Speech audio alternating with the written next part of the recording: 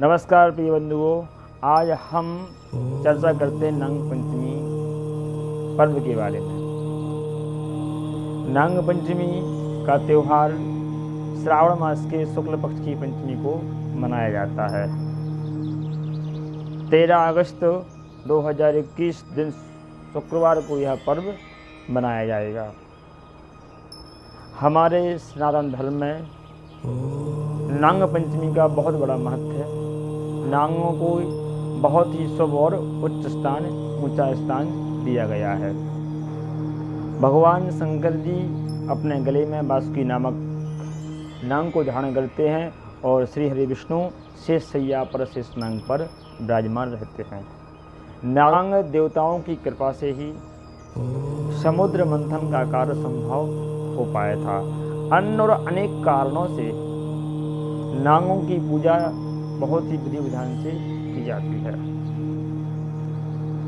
नाग पंचमी के दिन नागों की पूजा करने के साथ साथ भगवान शंकर जी की भी पूजा करनी चाहिए, क्योंकि भगवान शंकर जी नागों के आराध्य देव हैं। नाग पंचमी के दिन नागों की पूजा करने से हमारी जन्म कुंडली में, ग्रह कुंडली में जो काल सर्प योग या राहु केतु की महादशा होती हैं, उन समस्त दोष नागों की पूजा करने से समाप्त होते हैं। आइए हम चर्चा करते हैं कि नाग पंचमी का पर्व क्यों मनाया जाता है।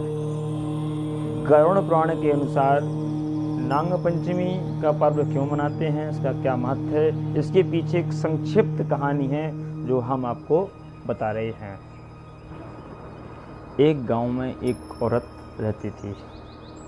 वह दूध बेचा करती थी। उसका नित्य नियम था और उसकी एक सुंदर सभ्यशील बच्ची थी जो बहुत ही आज्ञाकारी थी। उसका नियम था कि नित्य प्रति दूध को उबाल करके और ठंडा करके वह अपने आंगन में दूध को रखा करती थी।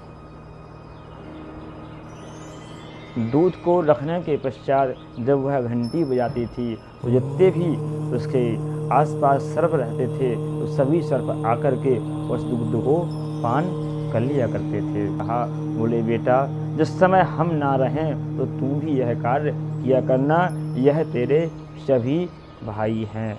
कालांतर में क्या होता है कि उस सुशील कन्या की शादी एक संस्कार और कुलीन घर में हो जाती है।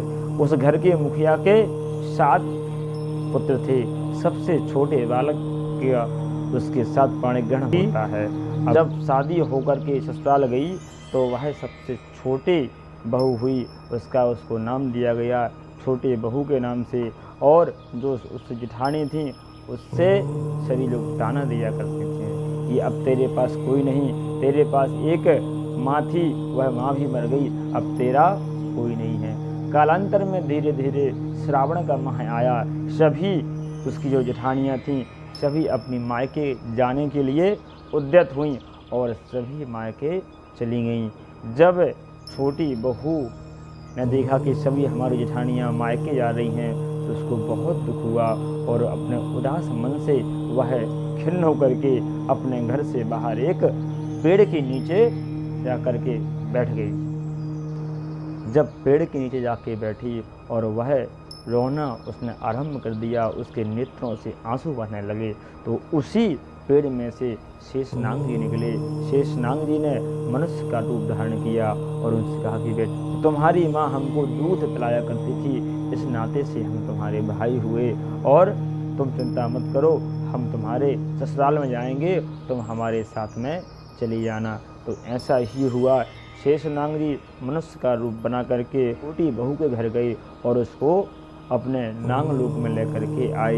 यहाँ पर नाग माता ने छोटी बहू का स्वागत किया, बहुत सम्मान किया और इस तरह कुछ समय रहने के पश्चात जब नाग माता को देखा छोटी बहू ने कि जो छोटे छोटे सर्पों को नाग माता दुग्ध पान कराती थीं, पहले दूध को उबाला करती थीं और उबालने के पश्चात ठंडा करने के बाद नागों को छोटे छोटे सर्पों को दूध पिलाया करती। छोटे बहू के मन में भी भाव आया तो छोटे बहू ने दूध को गर्म किया और कुछ समय के लिए रख दिया।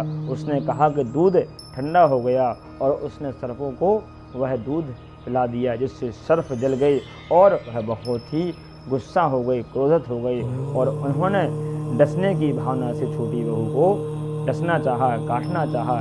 तब नाग माता ने मना कर दिया। नाग माता के कहने पर सभी सर्प मान गए।